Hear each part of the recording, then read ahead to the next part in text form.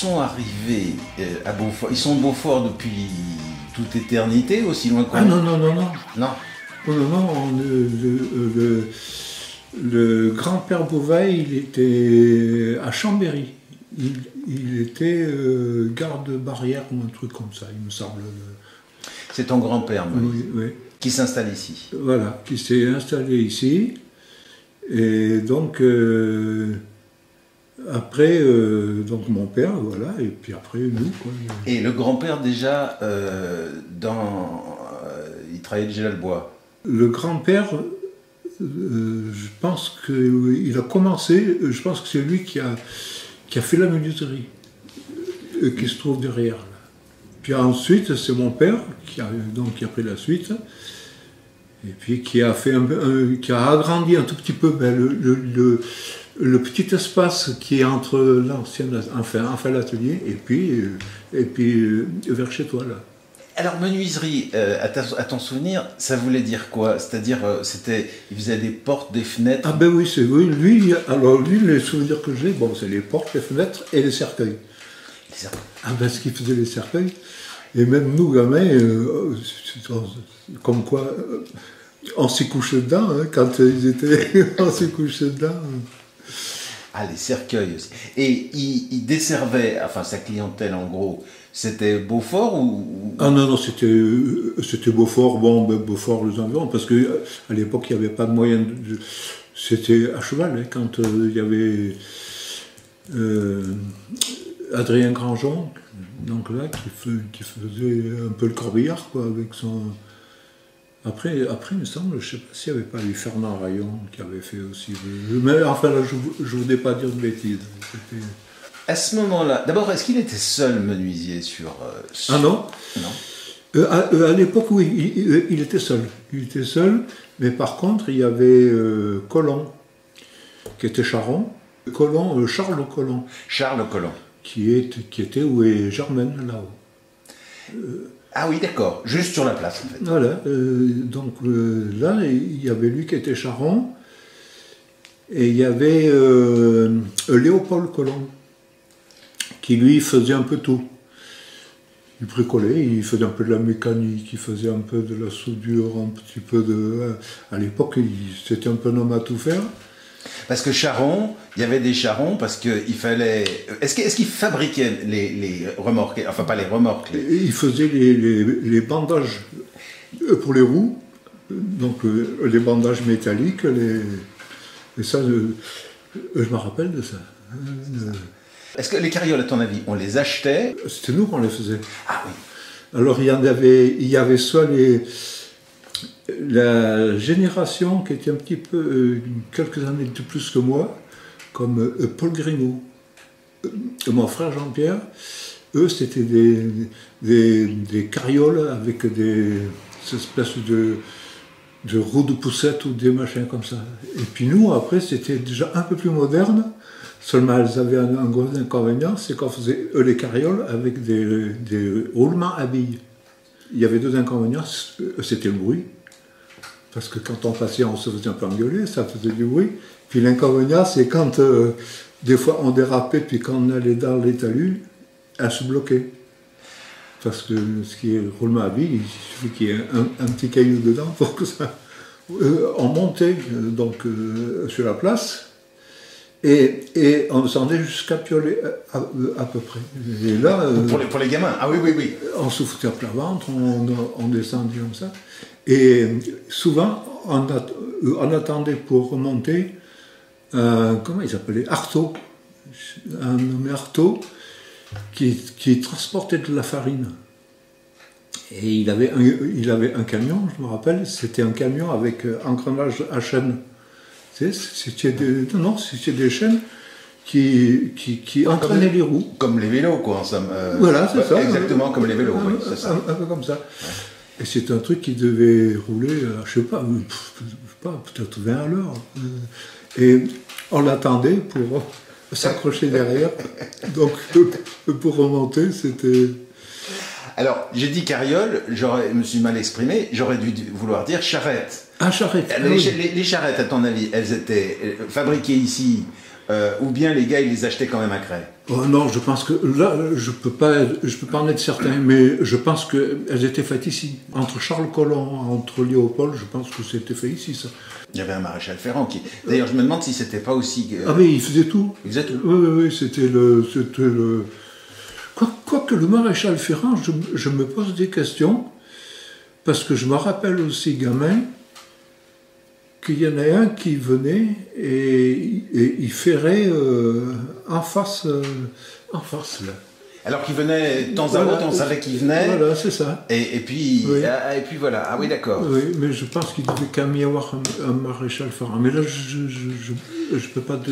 Parce que si tu entends, mais là, je pense que c'est plus ancien, dans la chanson de Beaufort, il parle de maréchal Ferrand, d'un bourrelier, d'un potacole. Bon, ben c'était les menuisiers, les potacoles. Parce qu'à l'époque, ils faisaient chauffer la colle dans les... Puis il y en avait un aussi à côté, c'était Achard. D'accord. Achard, qui lui, alors, faisait de la forge, plutôt. De la forge de Achard. Et puis Gallo, je pense que tu as connu aussi Gallo. Lui, il était rétameur. Ça fait déjà beaucoup d'artisans. Il y avait tous les autres métiers du bâtiment, les maçons... Ah ben, moi, je me rappelle de Argout, et de Gory. Maintenant, je pense qu'avant, il y en avait eu d'autres. Hein. Moi, je me rappelle de ceux-là. Puis, il devait y avoir les métiers d'à côté charpentier, par exemple, ou les métiers qui travaillent avec le bâtiment. Est-ce qu'il y avait des charpentiers, tu sais pas? Les charpentiers, je pense que c'est... Je sais que mon père a eu travaillé un petit peu. Il faisait un peu des... Mais je pense pas qu'il y ait eu vraiment de charpentier. Parce qu'à l'époque aussi, souvent, c'était les gars qui faisaient tout, ils faisaient un peu les charpentiers, ils faisaient un petit peu tous les... Par exemple, ta mère, tu as le souvenir de son commerce? Ah oui. Ça tournait son commerce? Ah oui. Parce qu'elle vendait des boutons, des... Voilà, donc tissu, ce qui est mercerie et couture. C'est-à-dire qu'elle travaillait à façon. Ainsi que ma grand-mère aussi. Ah oui, d'accord. C'est ton père, c'est formidable la réputation qu'il a. Enfin, c'était un homme, d'après ce que j'ai compris, il était drôle. Il était farceur. Oui, il était farceur. Ah, oui, mais bon, c'était... pour lui, c'était presque naturel. Quoi. Il n'a jamais été sévère avec nous. Tu vois, il ne nous a jamais...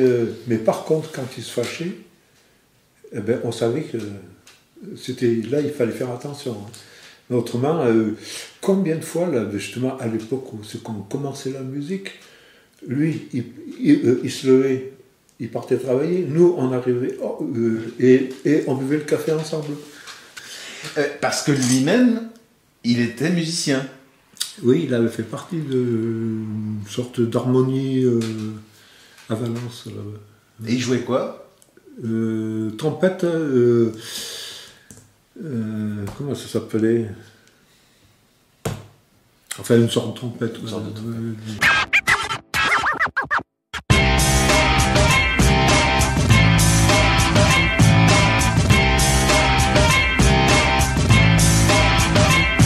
Nous, tous les jours, on va à Cray. Les classes mettaient devant chez toi, voilà, les voitures. Bon, à ce moment-là, les gens, ils descendaient beaucoup moins à Cray. À l'époque, ils descendaient avec le car, avec la croix, et c'était vachement folklorique, parce que la croix, il y en avait dedans, le car, et il y en avait sur l'Impérial. C'était parce qu'en plus, ils charriaient aussi un peu des marchandises, des machins comme ça.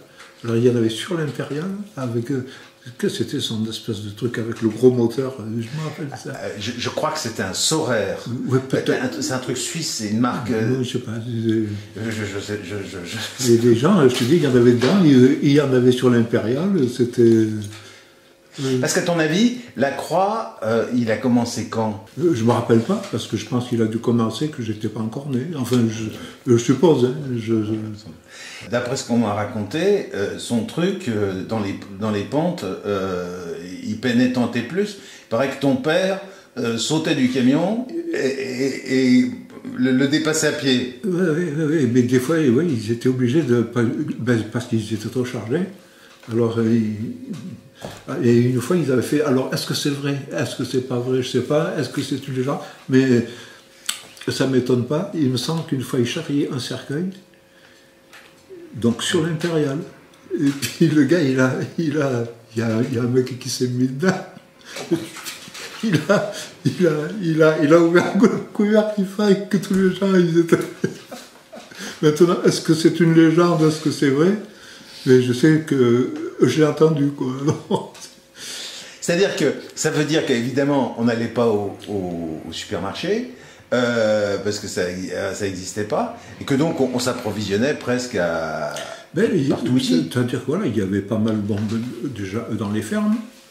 Nous, je me souviens qu'on allait au lait ou chez Madame Keller, là-bas, on allait au lait chez Buffardel, on allait... Bon, mais c'était pareil, le lait, les œufs, bon, le pain, du fait qu'il y avait 2 boulangers, bon, il n'y avait aucun problème. Et puis bon, chacun avait un petit bout de jardin. Donc, ce qui veut dire que chacun cultivait un petit peu ses trucs.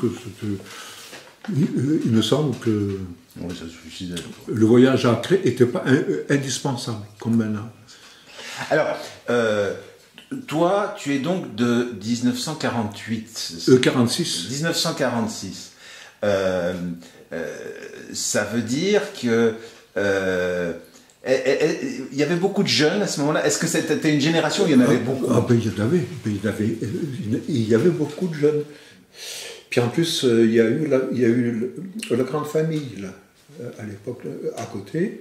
C'est nous qui avons monté la maison des jeunes, qui a été après le local des pompiers. C'était un ancien baraquement. Et il y avait l'entreprise Chandal qui travaillait, là, qui faisait tous les travaux de reconstruction. Et donc après, quand ils sont partis, ce bâtiment, il était vacant et il était délabré pratiquement. Et je sais qu'on était toute une équipe de jeunes et on avait réparé à l'aide de M. Argout, qui nous avait donné un coup de main, et il me semble aussi de Gilbert Roux, qui était maçon. Je sais qu'il nous donnait un peu des conseils, il venait un petit peu nous aider. Et c'était nous qu'on avait tout refait ce bâtiment. Là. Et alors, la maison des jeunes faisait quoi? Qu'est-ce qu'on y faisait? Alors là, on y avait fait des danses folkloriques. On faisait on répétait pour les pièces de théâtre. Et après, on jouait à la mairie pour les occasions un petit peu. Et c'est comme ça que tout doucement sont nés des orchestres? Non, c'était pas la maison des jeunes. Parce que la maison des jeunes, c'était plus... on était une vingtaine à peu près. Mais ça allait de la génération de ma sœur, à peu près, moi, j'étais un des plus jeunes. Noël Rayon aussi, qui à mon âge, je pense qu'on était les plus jeunes de l'équipe. Parce qu'alors oui, la spéléo, vous vous y êtes mis, tu te souviens, c'est à peu près quelles années? On était jeunes là. Et c'est quoi? Vous c'était pas un cours régulier, c'était on s'amusait.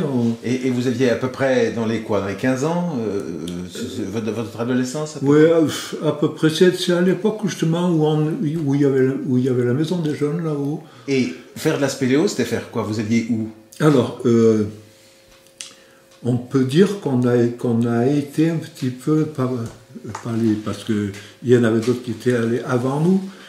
Mais les découvreurs comment ça s'appelle, du Sarrier, la grotte qui est en bas, qui après a été un petit peu exploitée par des spéléos de Grenoble, tout ça qui venait avec Tardieu, avec mon cousin Tardieu. Là. Et attends, elle est en bas à hauteur de quoi? Elle est à Piolet. À Piolet. Tu sais, à Piolet, quand tu es au virage, tu remontes un petit peu et c'est là le Sarrier. On allait là et on allait à Bourne, parce qu'à l'époque aussi, Bourne, à Bourne, on était vite bloqué parce qu'il y avait le siphon. Et c'est là qu'il y en avait un à l'époque, Hubert Maire, qui avait traversé le premier siphon avec une lampe électrique dans un masque. Tu sais, tu avais les masques comme ça, là. Il avait la lampe électrique et il avait traversé le premier siphon. Heureusement qu'il est revenu. Hein. Mais à l'époque, c'était des...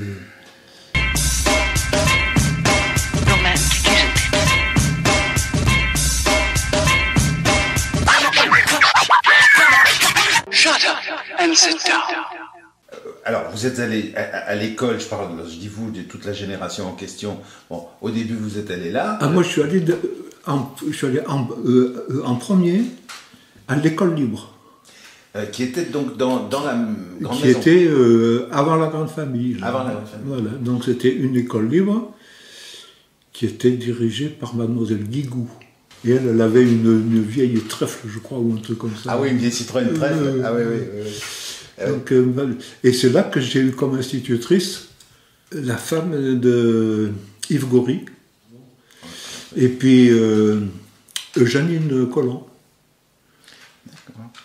Et alors, donc, ça, c'est le primaire, disons. Ah, mais là, oui, là j'étais gamin. Oui, c'est ça. J'étais gamin, et après, je suis allé à l'école, à la grande école, quoi. Mais j'ai pas connu un qui était assez renommé, c'était M. Plumel. Qui était l'instit... qui était l'instit, mais qui était assez folklorique. Ah bon, pourquoi ah bon. Au point de vue discipline, il paraît que c'était pas... Par contre, moi, après, donc, à l'école, parce que ça, je me rappelle au moment où c'est qu'ils l'ont fait, cette école-là. Le milieu des années 50.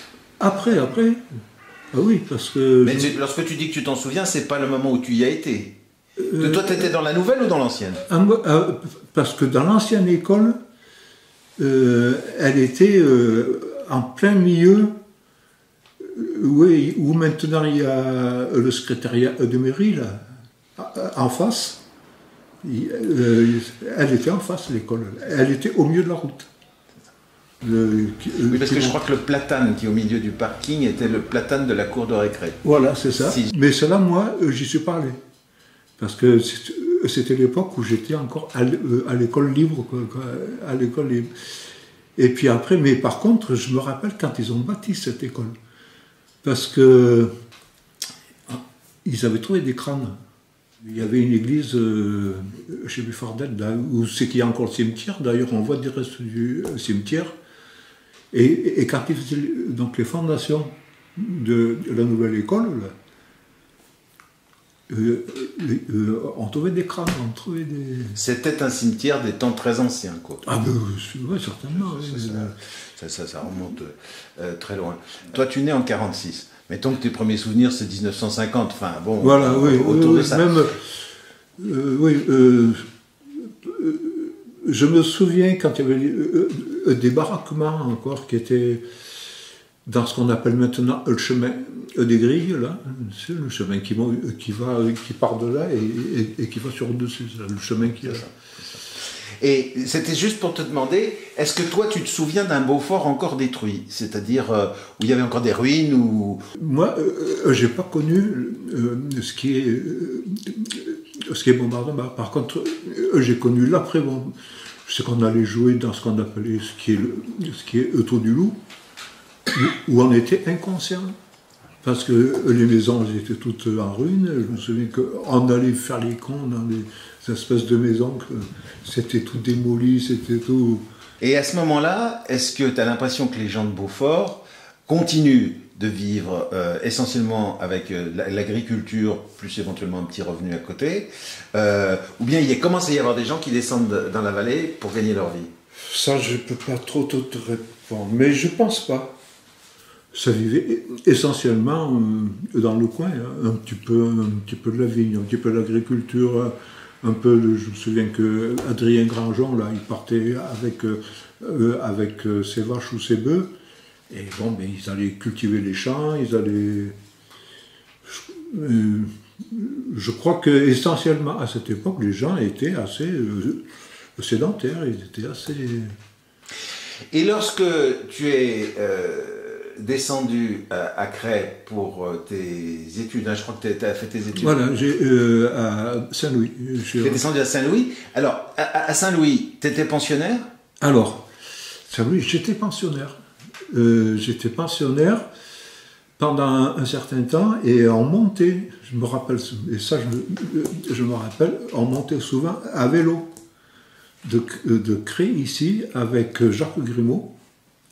Mais alors, lorsque tu dis on montait, évidemment je pense que c'était le samedi, parce que... Ah ben oui, quand on n'était pas collés, parce que des fois on était collés, on restait... À mesure que je pose des questions pour ces petits films à gauche, à droite, le nombre de gens qui étaient en internat, même finalement pas loin, géographiquement, eh ben, c'est assez incroyable. Mais oui, parce que là, comment tu voulais... Tu ne montais pas de Tuan, tu ne montais pas de Beaufort comme ça. Si, je pense qu'on aurait pu... Je pense que... Mais là, je ne pourrais pas certifier. Je pense que le car, il montait tous les jours quand même. Seulement, est-ce que ça correspondait aux heures de... Et puis, c'était plus pratique l'internat. Moi, je me plains pas du tout d'avoir été interne. Ça m'a... Bon souvenir? Ah non, au contraire. J'ai de très bons souvenirs de l'internat.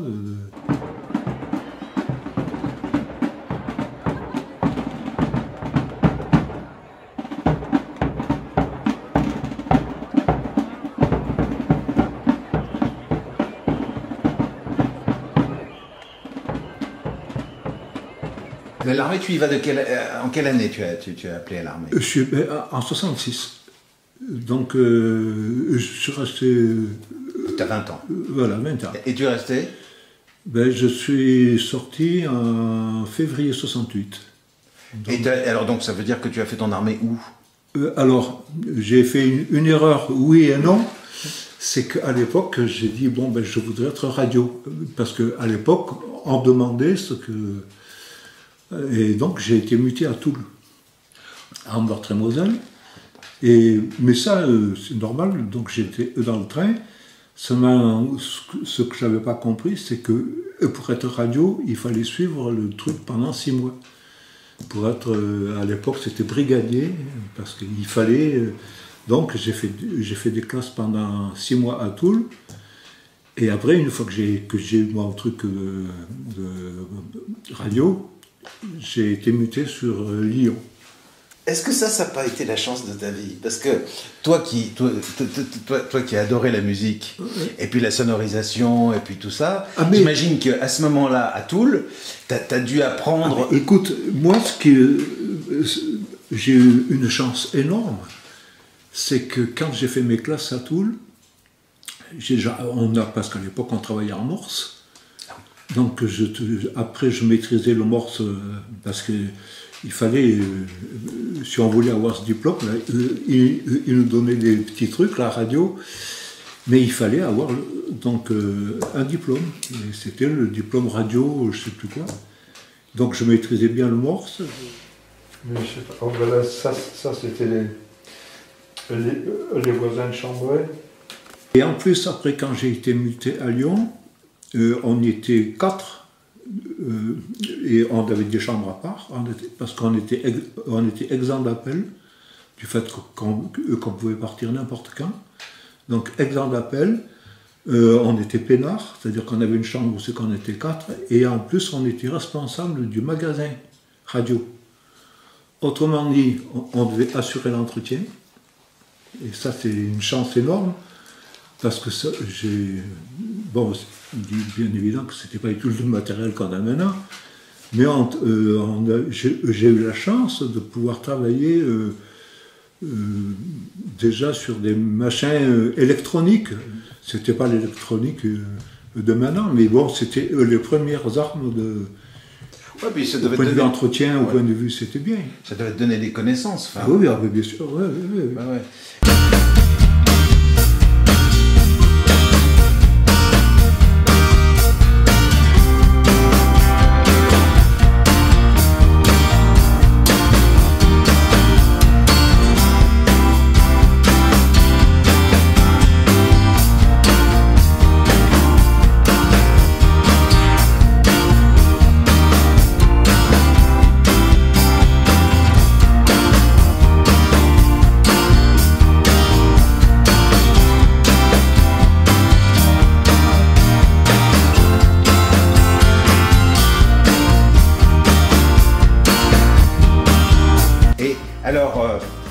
est-ce que la musique, donc tu as 20 ans, hein, enfin, donc tu as été en gros à l'armée de 20 ans à 22 ans, mais la musique, tu avais commencé avant? Ah oui, j'avais commencé avant. Quand? Où j'avais commencé, avant de partir à l'armée, je suis rentré à l'entreprise Robert à Valence. Tu faisais quoi? Il faisait tout ce qui est équipement d'armoire électrique, de chantier, trucs comme ça. Après, j'ai mon frère, il était à Saint-Louis, et pendant quelques temps libres, il allait travailler avec un collègue à Malaucène, là-bas. Et moi, quand j'étais chez Eugène Robert, je suis resté 6 mois, à peu près, je sais pas. Et puis après, je suis allé travailler à Malaucène là-bas, avant l'armée, pour me faire un petit peu d'argent, un truc comme ça. Et c'est là que vraiment, on a commencé la musique un petit peu plus sérieux, parce que bon, j'étais un petit peu plus... Et je me souviens que je montais des fois de Malaucène à Valence pour faire les répétitions. Et alors attends, musique ça voulait dire quoi? Toi t'étais à la guitare? Ah non, moi c'était la batterie. Toi t'étais à la batterie? Ah oui, moi j'ai toujours été à la batterie. Ah, toi t'étais à la batterie. Ah oui, d'accord. Et alors... Guitare, j'en ai fait... Ouais, parce que je crois que j'ai vu une photo de toi. Oui, mais disons que j'ai bricolé à la guitare quand on faisait du folk. Mais je ne suis pas guitariste. Mais alors... D'abord, premièrement, qu'est-ce qui a fait ton intérêt pour la musique? C'était la radio? T'écoutais beaucoup la radio? Est-ce que c'est parce que mon père était il était musicien déjà. Alors bon, est-ce que c'est ça? Est-ce que c'était peut-être un peu dans les gènes, puisqu'on est tous un petit peu... Bon, quand on bricolait, c'était avec les Vernitz Boys. Puis après, où on a vraiment commencé, moi j'ai vraiment commencé juste... à l'armée à peu près, juste un peu avant de partir à l'armée, c'est là que justement on allait, et puis en revenant de l'armée, alors c'est là que ça a été un peu plus sérieux avec des groupes qui tenaient la route, quoi.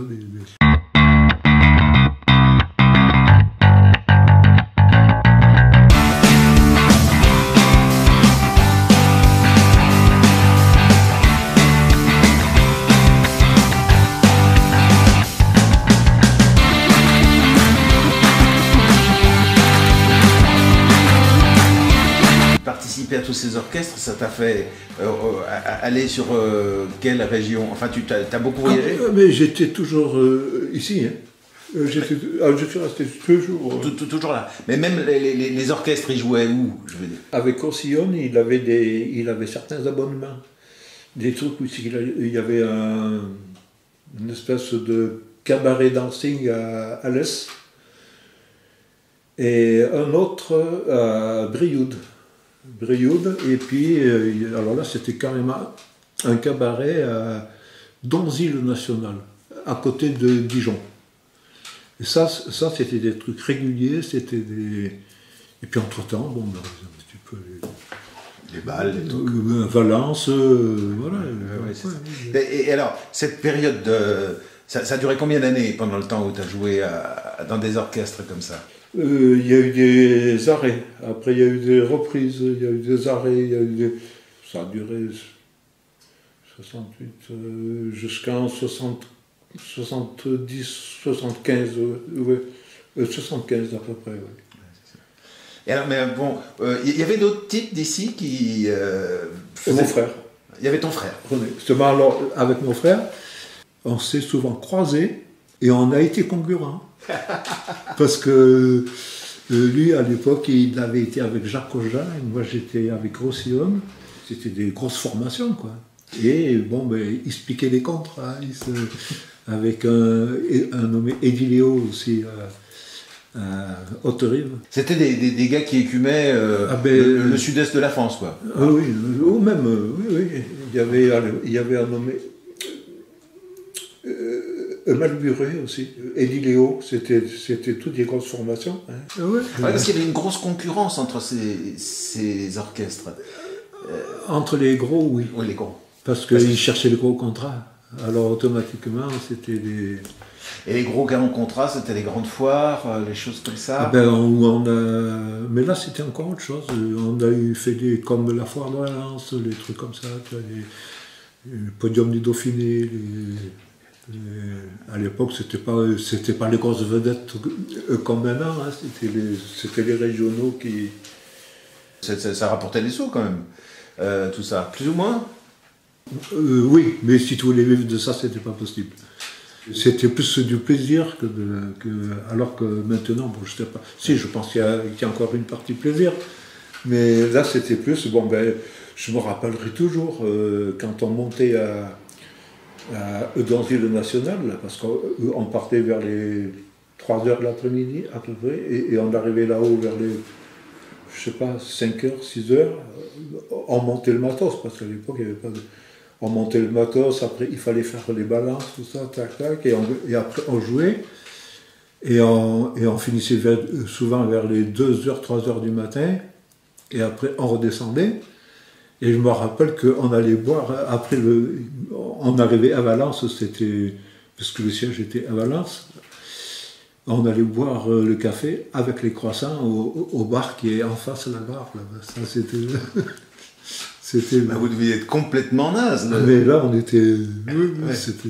Parce que... Mais bon, enfin, on était jeunes. Hein. Ouais, donc, c'était quoi la musique que tu aimais, toi, la musique qui t'était... Là où tu prenais ton pied, au point de vue...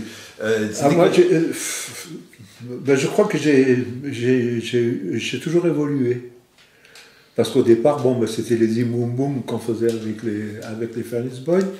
Après, quand ça a été un petit peu plus évolué, bon, ben là, c'était déjà plus un petit peu la variété, mais plus la variété un petit peu dense, quoi, avec les rock américains, les trucs comme ça, quoi, les Elvis Presley, les Johnny aussi, les trucs comme ça, quoi, Et puis après, bon, ben, ce que j'aimais un peu mieux, c'était la partie un petit peu de jazz. Est-ce que tu as eu le sentiment que tu sentais que tu t'améliorais? Non, jamais. Ah bah, dès le début, c'est vrai. Si, non, mais que je m'améliorais, je peux pas dire que je m'améliorais, c'était une sensation. Parce que il me semble que quand j'étais avec les Furnace Boys, j'étais bon. Puis quand j'écoutais le matin, je dis mais c'était complètement... c'était affreux, tu vois. Et donc, ce qui veut dire que je ne peux pas me dire que, tu vois... Bon, il est bien évident qu'il y a une certaine évolution. Et alors, en même temps, bon, ça, donc, c'est presque la fin des années 60. Ah oui, ça, c'est même les années 70. Même les années 70. Oui. Et alors, parce qu'au fond, est-ce que vous aviez conscience que vous étiez en quelque sorte une nouvelle génération? C'est vrai que des fois, cette musique, elle a eu plus ou moins bonne réputation. Il y avait des gens qui disaient que oui, c'est des voyous, c'est des ça fait du bruit, etc., etc. Enfin, la vieille génération, je sais pas comment c'était accepté. Non, moi, je sais que personnellement, moi, j'ai eu des souvenirs formidables de cette époque. Et je souhaite aux jeunes, à l'heure actuelle, de trouver la même ambiance, je veux dire. Bon, le problème, c'est j'ai eu quelques petits problèmes, bon, du fait que j'ai perdu ma mère trop, donc c'est... Mais autrement, c'est vrai que j'ai eu une enfance qui était... disons que on a eu la chance, quoi, Et lorsque, donc, mettons aux alentours des années 75, tu dis stop, t'as eu de la peine par la suite, tu t'es dit je voudrais bien recommencer, ou que c'est dommage, ou bien t'avais le sentiment, bon, t'as tourné la page, point final, et puis... Là, fut un temps, j'avais tourné la page, c'est-à-dire que je m'étais complètement arrêté, quoi, le jeu. Puis après, j'ai eu un petit regain avec le docteur Kerr, je sais pas, qui est à Alex, mais ça c'était dans les années 80 déjà. Dans Kerr, Arnaud, et on avait monté un petit orchestre de jazz, quoi, un petit...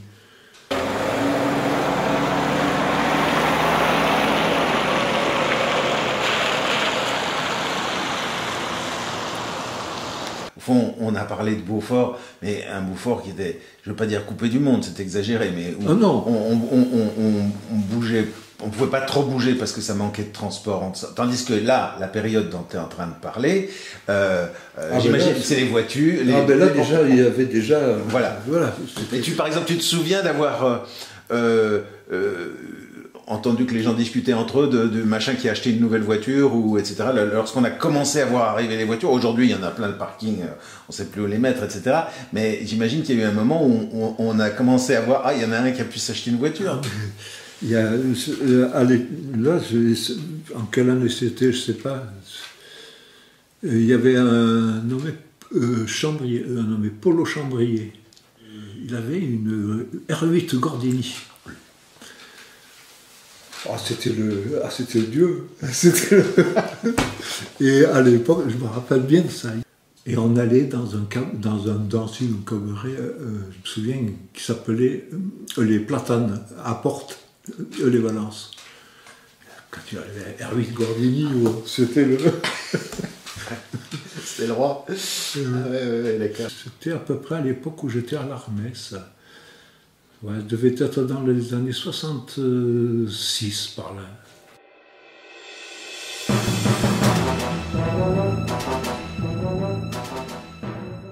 C'est le moment où la population de Beaufort est la moins importante. On va descendre, pratiquement toucher le fond, quoi. Oui. Je ne sais plus vers quelle période, mais 70, 80... quelque chose comme ça. Est-ce que tu as eu le sentiment, on sentait que le village était un peu abandonné, si j'ose dire?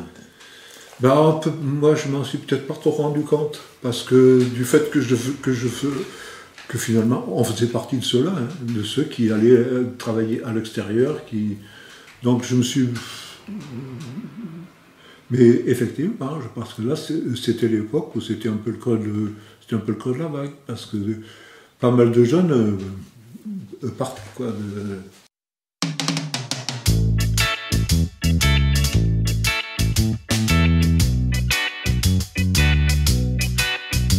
Pour finir, toi, nous sommes à peu près en 1980, d'après le récit à mesure que tu nous racontes ces histoires. Et donc, toi, tu vas aller enseigner... Voilà. À l'époque, j'étais à Malocène, donc, où j'étais avec mon frère. Et puis, je faisais pas mal de ski avec Jacques Grimaud, justement, tout ça. Et puis, je me suis cassé la jambe.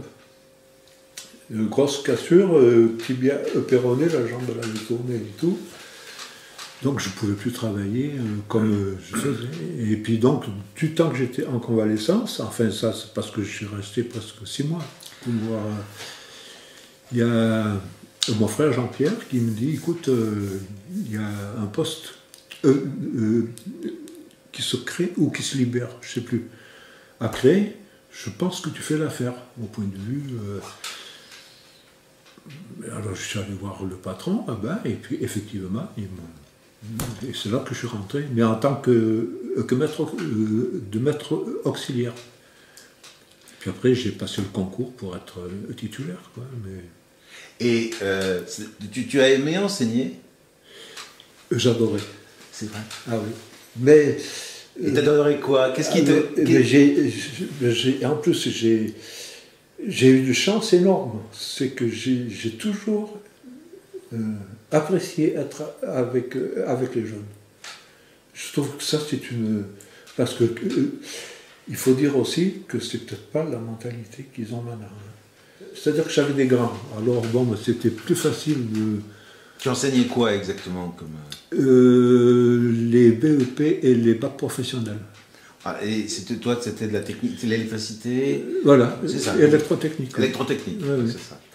D'accord. Et au fond, si je puis dire, le courant passait bien. Avec... Oui, mais j'ai eu une chance... bon, je ne sais pas si c'est dû à moi, je ne sais pas, mais ça, j'ai jamais eu de gros problèmes avec eux. Jamais. Et c'est pareil, j'ai presque jamais élevé la voix. C'était toujours très... Par contre, ils savaient que quand j'élevais la voix, ça ne marchait plus. Et au fond, tu as enseigné pendant combien d'années? Ben, je suis rentré en 80 jusqu'en 2007. Ah, 27 ans. Puis en même temps, on t'a toujours vu... Mais je continuais toujours la musique, je faisais... Puis ensuite, bon, ben, il y a eu la période où c'est que j'avais laissé tomber un peu la musique parce que il fallait répéter, il fallait... Non, mais... Et puis bon, je trouvais plus intéressant parce qu'il y avait eu une évolution qui était plus la musique que... Donc, sur lequel j'étais bien. Donc j'ai dit, bon, ben... Et puis j'ai perdu l'occasion peut-être aussi de jouer. Donc là, on s'est pratiquement arrêté. Puis comme ça me démangeait un peu, bon, ben, après c'était plus la musique, mais c'était plus la sonorisation. Puisque quand on faisait la musique, on avait un peu de matériel. Donc après, quand là... Mais ça, c'était bien plus tard. Là, quand j'ai rencontré l'équipe du Moulin de la Pipe, là, c'est que, bon, ben là, j'ai fait la sono. Puis après, ça s'est embringué un peu. Après, j'ai été passionné un petit peu plus par la sono. Puis avec Patrick, qui malheureusement est décédé, là, on a fait pas mal de trucs, quoi. Voilà.